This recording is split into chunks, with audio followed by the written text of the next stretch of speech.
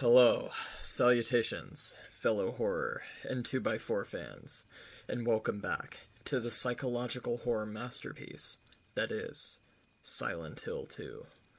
Last time on Silent Hill 2, we dove into the pitch black depths of the Silent Hill Historical Society, and in doing so, find ourselves in the dank, murky complexes of the Toluca prison compound, serving as a visual metaphor and allegorical deep dive for James's dissension into his own subconscious. Exploring the eroded and rusted cells of the Toluca prison, we're met with symbolisms, mostly relating to and reflecting themes of guilt, judgment, grief, and torment, as James is forced to confront his innermost trauma and embrace the guilt of his past crimes, stepping upon the gallows walk with James himself, acting and pulling the noose as his own executioner. In doing so, this allows us to dive even deeper in the hopes to uncover whatever madness has unfolded and come to grips with reality. Venturing into the subterranean depths of the labyrinth, we find ourselves with innumerable wallpaper plasterings along the walls, serving as more of a relation to Angela and reminding her of her past, aiming to render her helpless within its cruel frameworks forever. After overhearing a nearby scream from a neighboring room, and acting as the frame of her abuser bypassing the threshold of her bedroom door, we find Angela curled up in a ball on the floor, powerless, as her abuser, the abstract daddy, forces itself upon us, and ushers us into a nightmarish, unending hall of flesh, as we're faced with Angela's traumatic memories firsthand of her father, serving as what I believe to be an allegory for Angela's futile attempts at escape from her past suffered abuses, ending within a large flesh-covered boiler room, likely symbolizing the inescapable and mechanical nature of the assault as perceived by Angela. But after rendering the abstract daddy dead as a doorstop, we have some dark closet demons of our own to unpack. Welcome back to Silent Hill 2.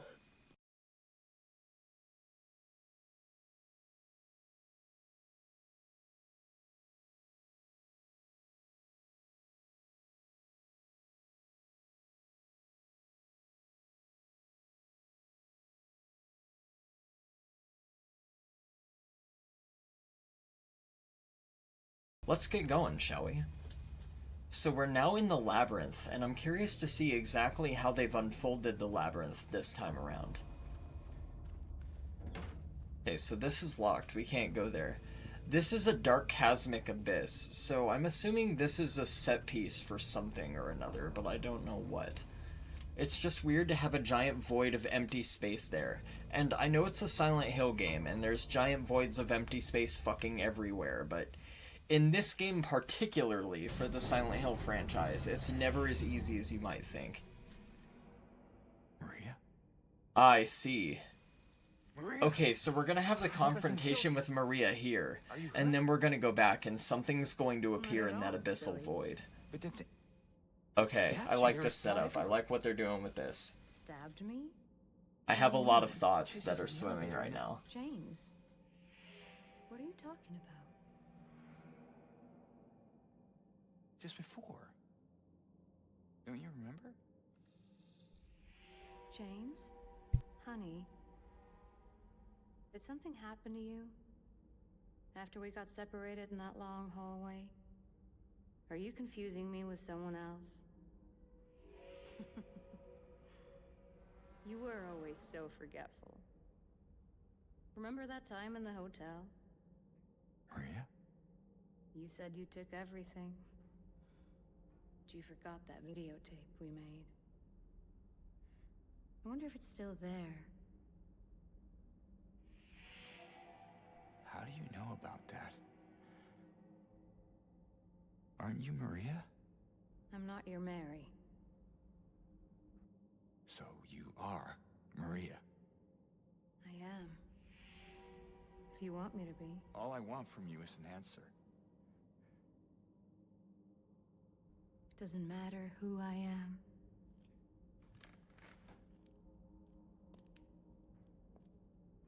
I am here for you, James. See? I'm real. Don't you want to touch me?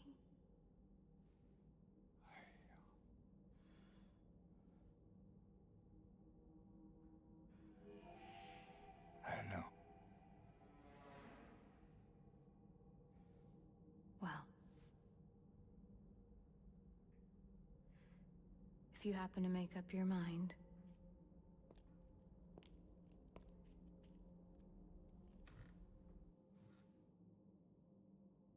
I'll be waiting.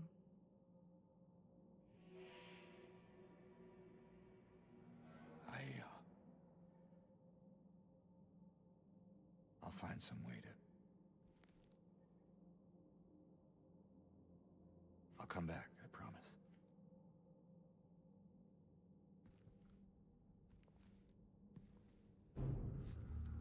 So I think I've explained this previously, but Maria serves as tangible, but simultaneously intangibly occurring at the same time.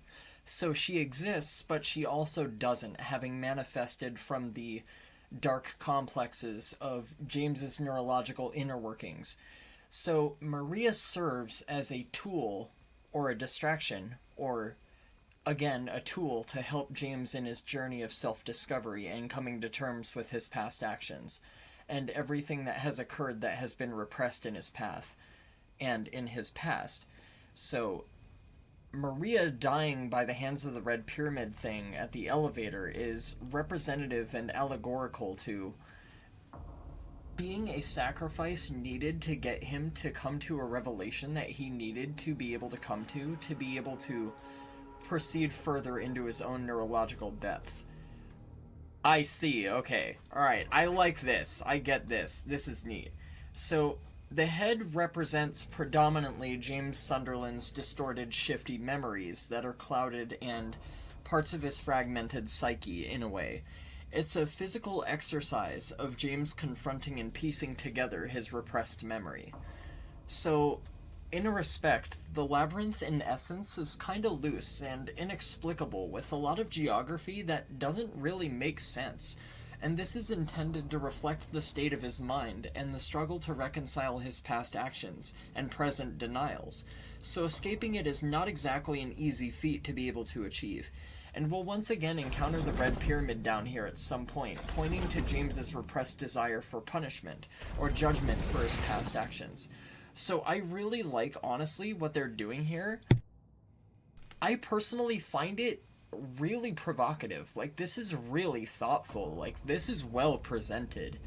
Like, this is excellently done. I gotta admit, like, the dynamics that Bloober Team threw up in here are done in great detail and with great respect to the original. And they're doing it in very creative, nuanced ways, which is exactly what I expected them to do, but I didn't exactly utterly have the most faith in, if I'm being honest. But yeah, I gotta admit, this is looking phenomenal. Like, I love all the set pieces they've done so far. All of them make sense. They're decipherable, and it's able to be connected dots through, based on the context and criteria of what leads up to them and surrounds them. So I think that's really neat. Like, this is very well thought out and very well done. Okay, so we have a door that we can go through here that looks like an eroded hallway. Both these doors are locked, but I'm assuming that we access these doors in different ways, perhaps? Oh, there's all sorts of bugs and shit in here. Okay.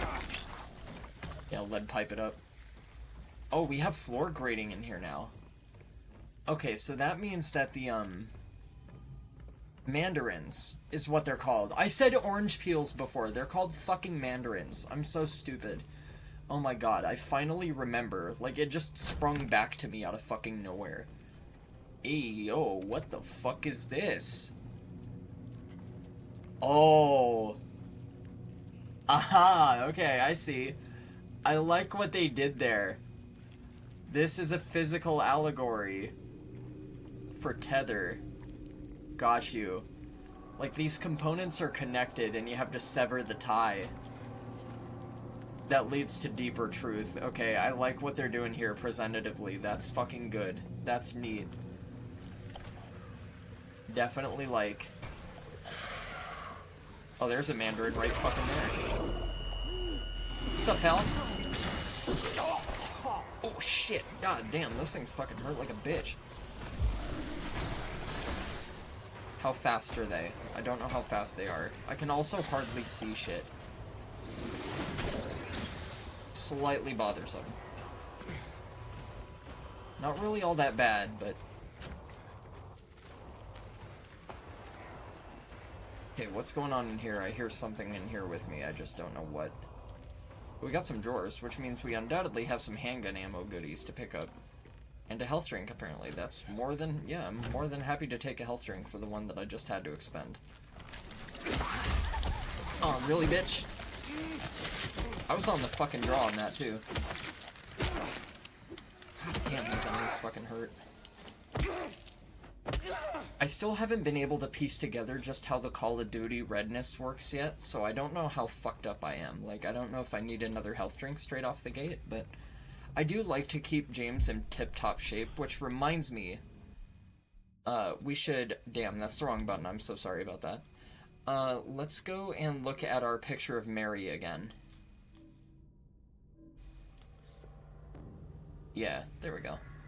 Kind of hard to do in this lighting. It's honestly not doing her the most justice, but...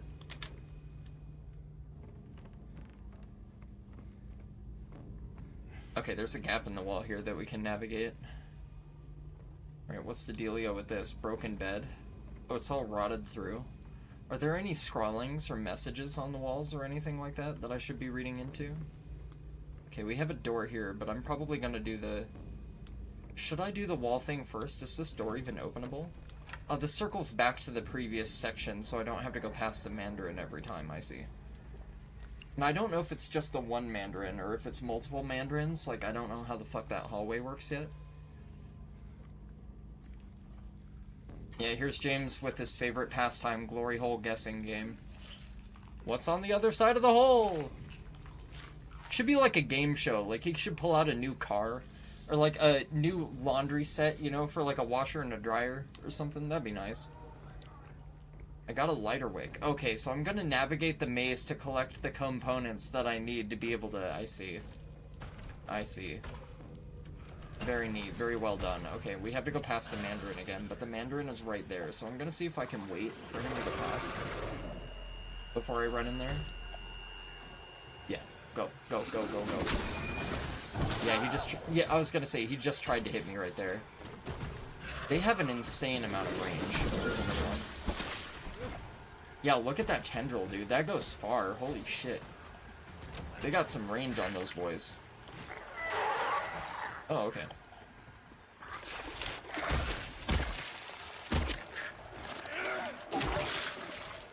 That's not enough to put you down. God damn, dude. That was like, what, 4 handgun shots and like a lead pipe swing or 2?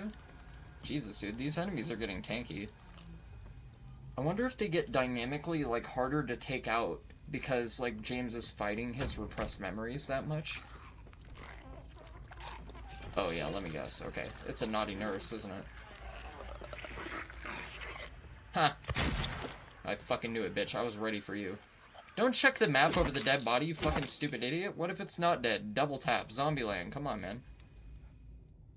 Gonna be on the hunt for Twinkies next? Okay, no other enemies before I snag this? Good. Wish we could get some Tim Hortons. That'd be nice. You know, keep our spirits up a little bit. Get some iced coffee. Okay, any more evil nasties? No more evil nasties. Not that I'm aware of, anyway. I mean, we're an evil nasty, but we don't know that yet. Okay. Yeah, when you open a fucking bedroom door and you hear that sound, that's when you turn the fuck around. That's like nightmare material. That's like, if I was 6 years old, I'd be running into my parents' room. Oh boy. Okay. Oh, I don't like that. Nope, dodge, dodge, dodge, dodge, dodge, dodge, dodge, dodge, please. God damn it, dude, this fucking combat is so trash. I'm sorry, like, this combat is fucking horrible. Absolutely, by far, the worst thing about the game so far. Oh, this is blocked off, okay. Shit. Oh, there's 2 of them. Shit. I bypassed where I needed to go. I'm hoping and praying this doesn't lead to the same fucking room that I was in before. No, this drawer is shut. Yeah, these drawers are all shut. I haven't been in here yet. Okay. I could always refer to the map, but it's not really my strong suit, is navigating with a resource, so... Ah! Nice, okay, I needed the key for this door, thankfully, so we happened to go the right way on the first go-around, like, magically. I don't know how the fuck we did that, but we take those. Alright, that's the safe point with the body hanging over the, what I assume to be a hole, because I'm pretty sure we're gonna untether that with the, wick, and drop that in there. This looks like a tub full of acid or something, but it doesn't look like we can reach in there, so we probably have to go turn a valve or something, maybe? So let's go look for that and come back to this. Because I don't really fancy sticking my hand in a bubbling green acidic liquid. I know James is really all about, you know, adventuring and, like, fucking plunging his body and his orifices into places that might be potentially subject to contracting him to illnesses and stuff like that, but that's not me. This game is not exactly the most sanitary. Like, you really need the FCC up in this bitch. Like, you need the CBC, you need the fucking FBC, you need friggin' everything. You need PBS Kids, you need the CDC for the Disease Control Center. Okay, so, yeah, that reduced the water level, okay. And we got a broken lighter, okay, so if we got a broken lighter, how do we fix it? Unless this doesn't go by Resident Evil merits. If this doesn't go by Resident Evil merits, I think we have all the components we need. Unless we also need gasoline or something like that. Actually, you know what? Before I run into this hallway, I'm going to do something I literally never do, and I'm going to check the map. Because I'm assuming we're going to need one more component. It seems a little bit far-fetched for a wild goose chase to send us out after 2 things, instead of 3 or 4. Okay, the lighter won't work, the wick won't work. What if we combine the lighter and the wick here?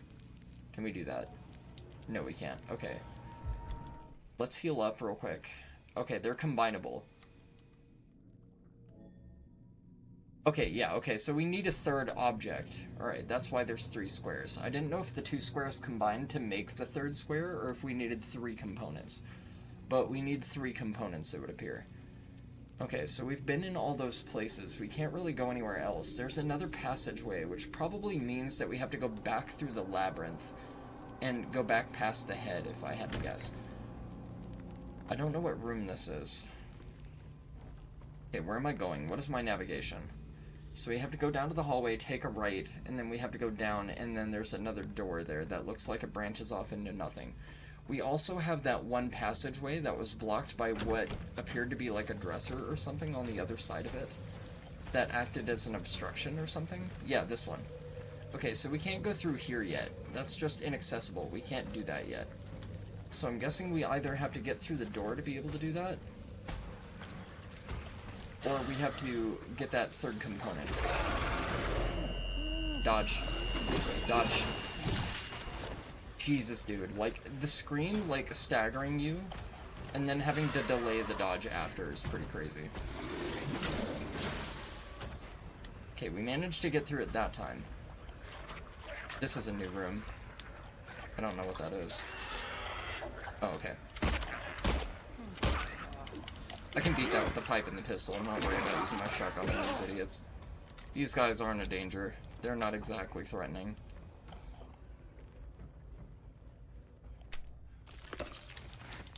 That is. Okay, you're on the ground, so there's no way you got taken out in 2 pistol rounds? Holy shit. The fuck? Maybe that one didn't do Pilates. Maybe its muscles weren't as, you know, well-formed as the other ones, because that one went down really easily, I'm not gonna lie. Maybe it's been doing its Russian ballerina exercises or something like that. Okay, we got pistol ammo here. Another mannequin. That one went down in 2 too, holy shit. Okay, maybe my pistol just got a random upgrade or some shit. Like, maybe my pistol's actually beast mode now. Okay. Let's try and start conserving a little bit of our ammo, because that's a couple things I've had to go through at this point. Okay, so we can now move the cart, but where are we moving the cart to is the question. Okay, I see the window now. The other question I have is this cart blocking any items or anything like that?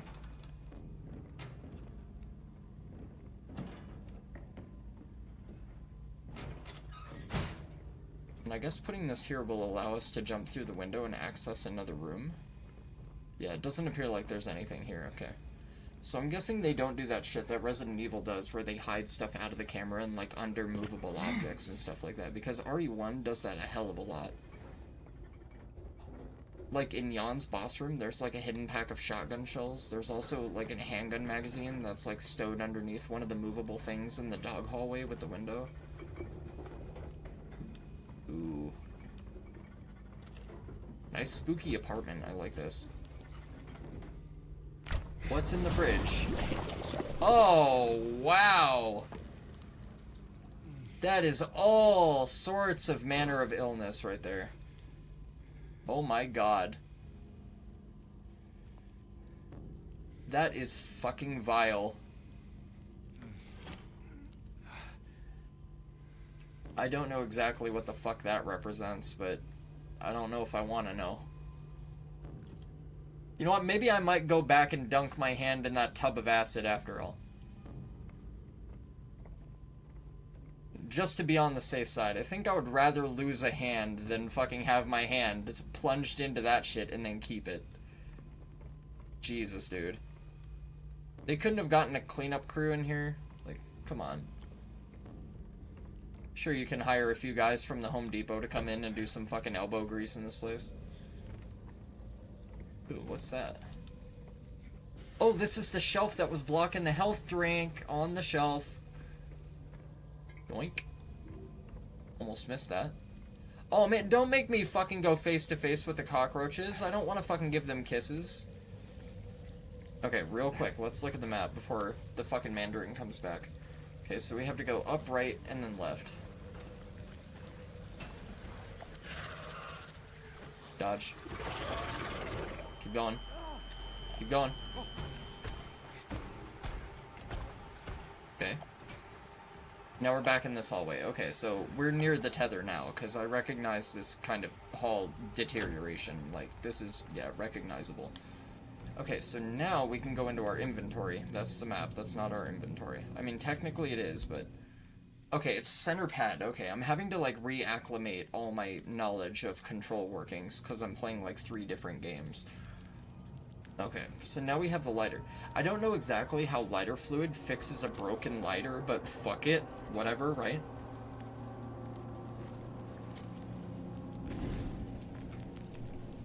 And then, if I'm not mistaken, I believe this segment serves as the prelude to going into the cemetery part with the graves, if I'm not mistaken. And the graves are another really cool cosmetic, inexplicable touch that doesn't really make sense, but it fits the area if you know the thematics of Silent Hill 2. Either that, or this is going to lead down to the lower level with the thing where you have to run Red Pyramid thing in the big circle, where he has the big cleaver.